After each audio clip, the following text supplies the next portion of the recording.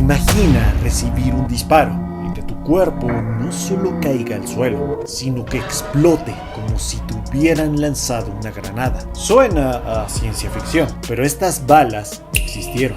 Fueron usadas en la guerra y hoy todavía se producen. Estas son las balas explosivas, el invento que cambió las reglas del combate y que casi ningún ejército quiere admitir que usó. Hoy veremos qué son, cómo funcionan y por qué todavía existen en pleno siglo XXI. Yo soy Philip y estás en NIS Army.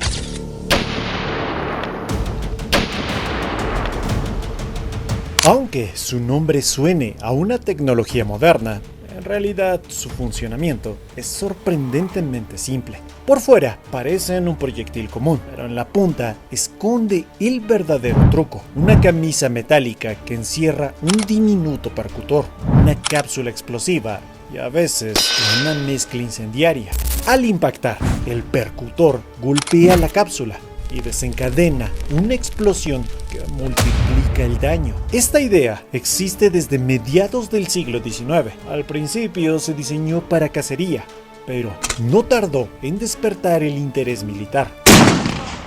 Su atractivo era obvio. Podía detonar tanto en objetivos duros como en blandos. Las primeras balas explosivas no tardaron en encontrar hogar en todo tipo de armas, desde revólveres y rifles de cacería hasta cañones capaces de disparar 125 proyectiles por minuto.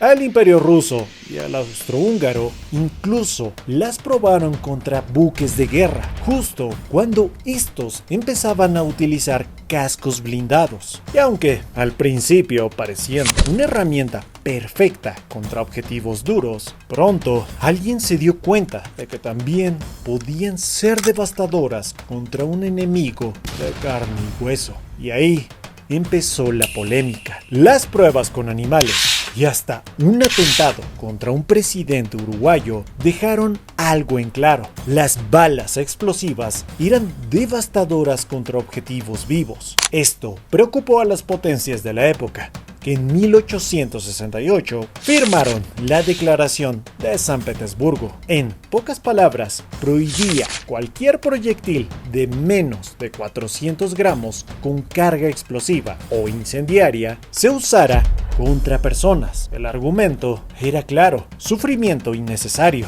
y heridas imposibles de tratar. Aunque la prohibición tenía un gran pero, seguían siendo legales contra material, vehículos y fortificaciones. Una zona gris que, como veremos, fue aprovechada en conflictos posteriores, incluso contra blancos humanos.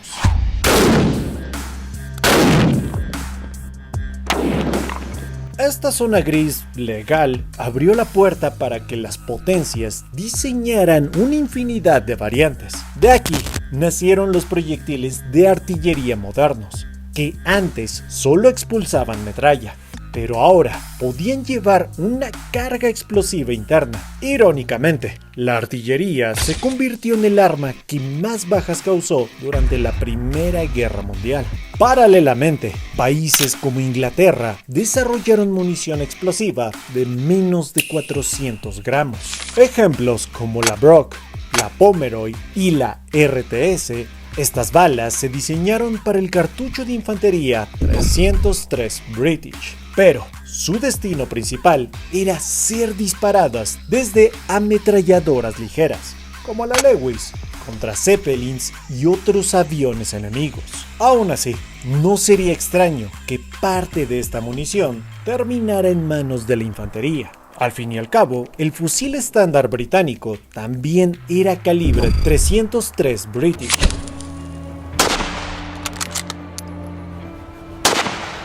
En 1939, con el inicio de la Segunda Guerra Mundial, las balas explosivas reaparecieron, pero esta vez en uno de sus usos más crueles.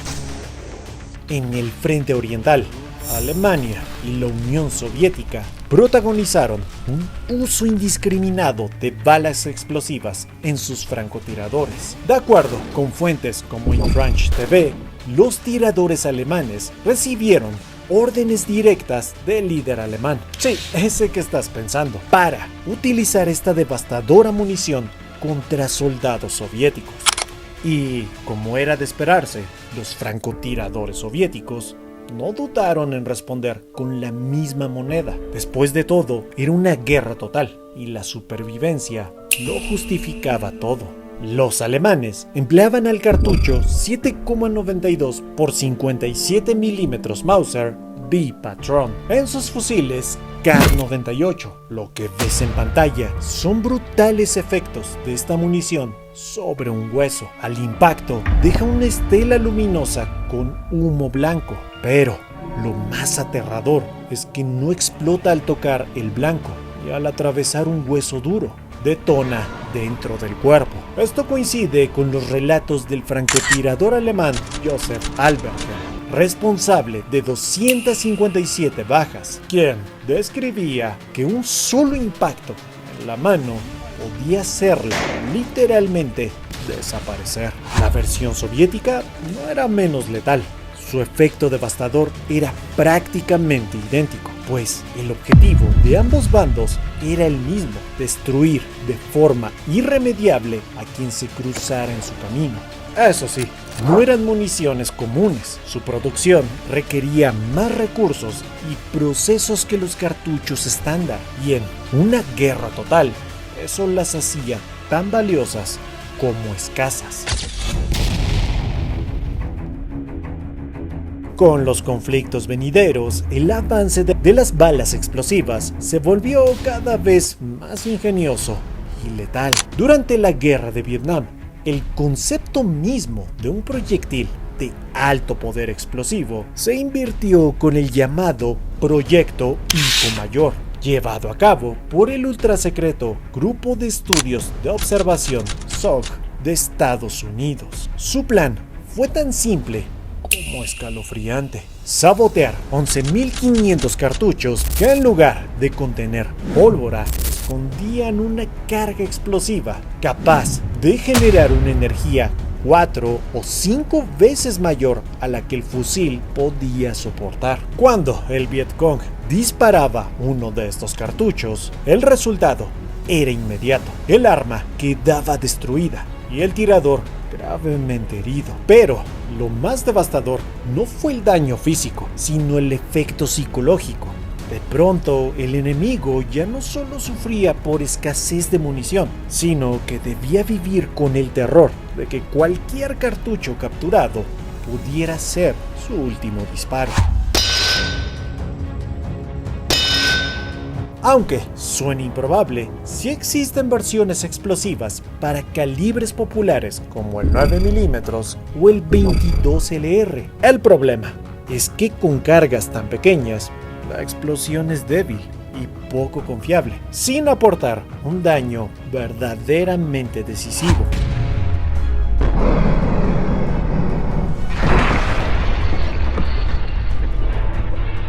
Este es un cartucho explosivo que muchos países pueden emplear legalmente hoy en día. Pesa apenas 260 gramos, muy por debajo del límite de 400 gramos.